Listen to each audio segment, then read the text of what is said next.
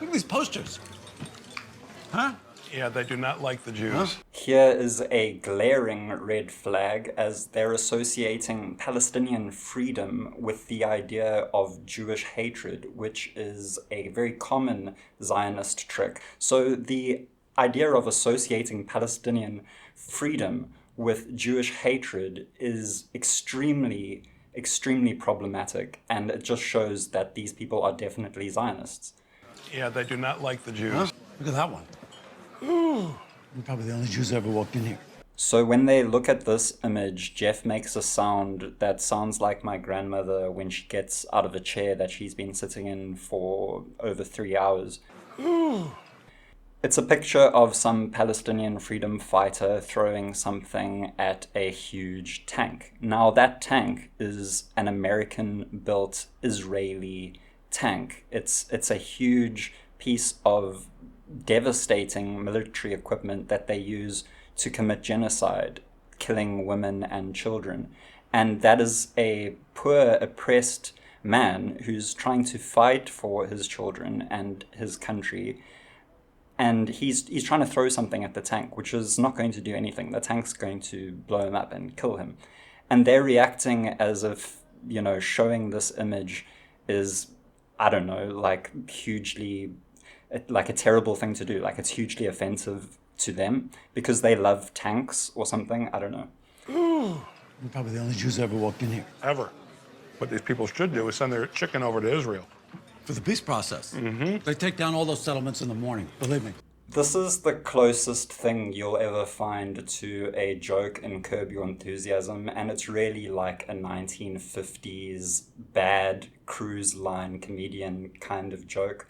Obviously, it's not true. The settlers would never just drop their settlements because the chicken is so good. I guess it's a great endorsement of the chicken, but the settlers would just steal the chicken, claim it was their recipe. Believe me, you know what?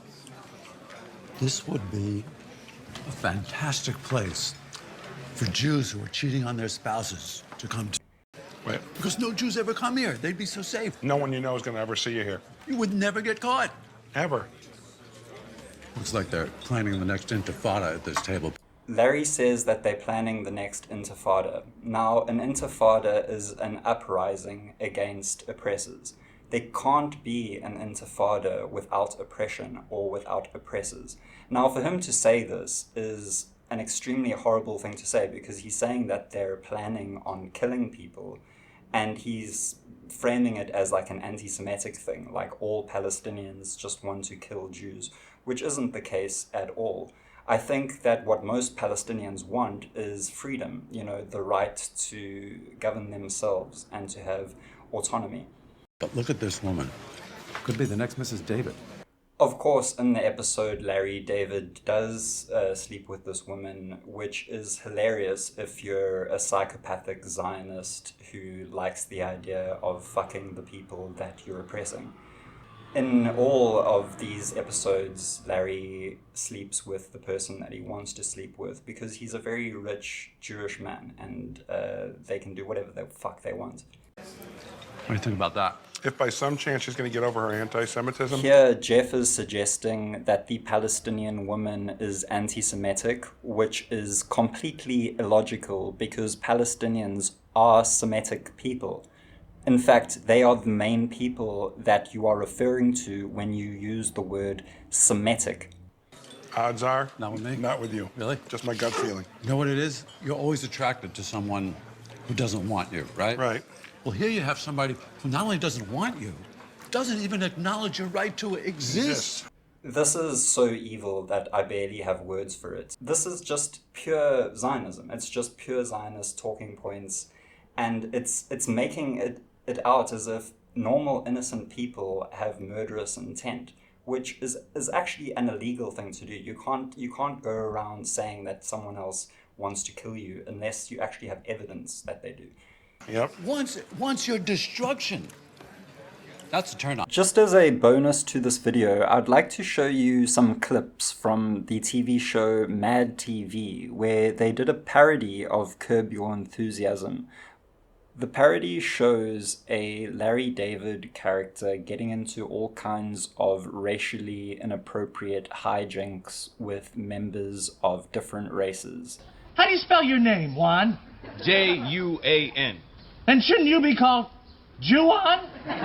Tell me what? Because you're a blackie. What? What's going on out here? Larry just called me a blackie. Larry. What? Bobby Lee makes an appearance as a stereotypical Asian character, and inappropriate racial hijinks ensues. You Chinese? Yes, I'm Chinese. Yeah? You Chinese? You play joke? No, I didn't play a joke. I actually like Curb Your Enthusiasm, and I thought that this parody did quite a good send-up of the show.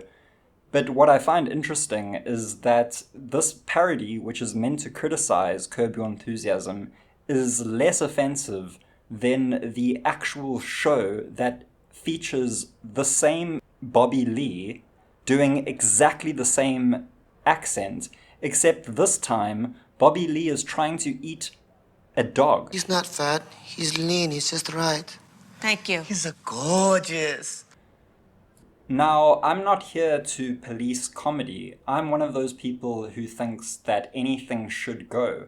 But what I object to here is the double standards, because this is something that would cause an outcry if it was featured in any other show. I'm a big fan of It's Always Sunny in Philadelphia, and that show features a lot of inappropriate racial humor, but usually the joke is on the main characters. They are racist because they are flawed characters, and we're meant to laugh at their flaws. In Curb Your Enthusiasm, on the other hand, the butt of the joke here is Bobby Lee's character. And the joke is one of the oldest racist stereotypes you can find. It's not even a clever attempt at humor.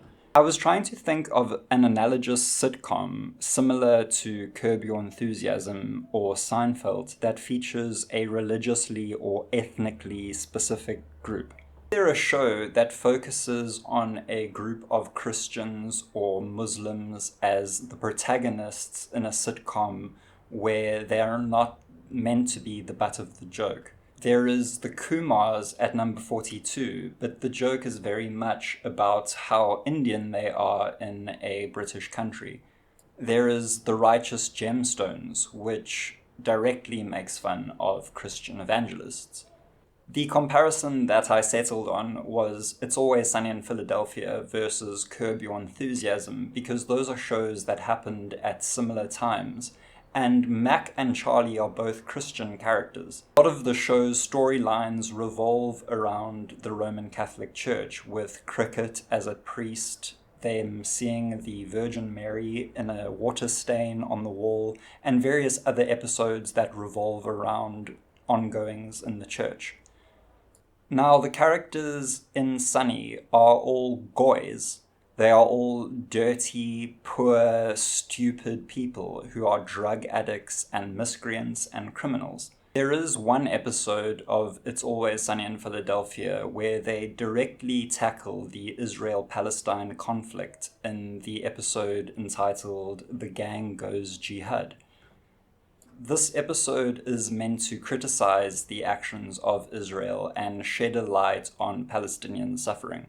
This episode's message is in direct opposition to the clip that we saw earlier from Curb Your Enthusiasm.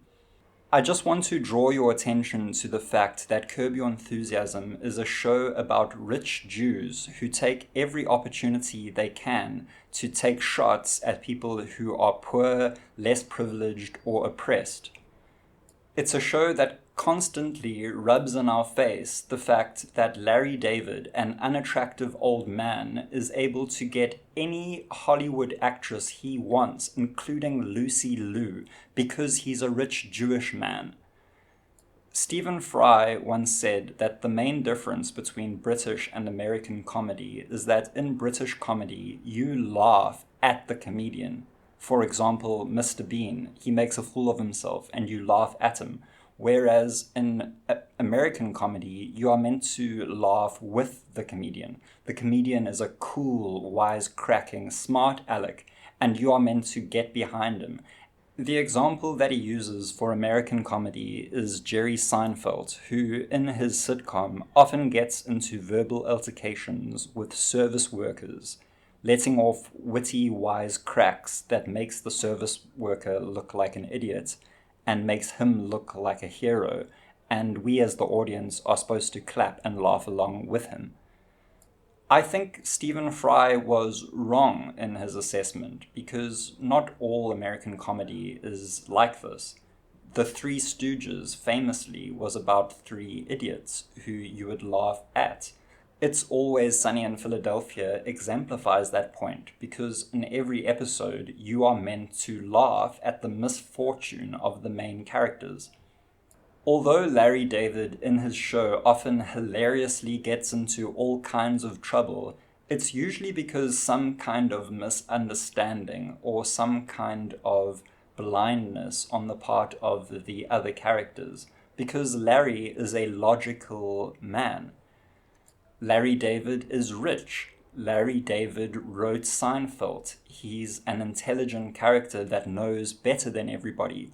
The reason that he gets into trouble is because other people don't understand, or they have some kind of arbitrary rule that Larry doesn't agree with.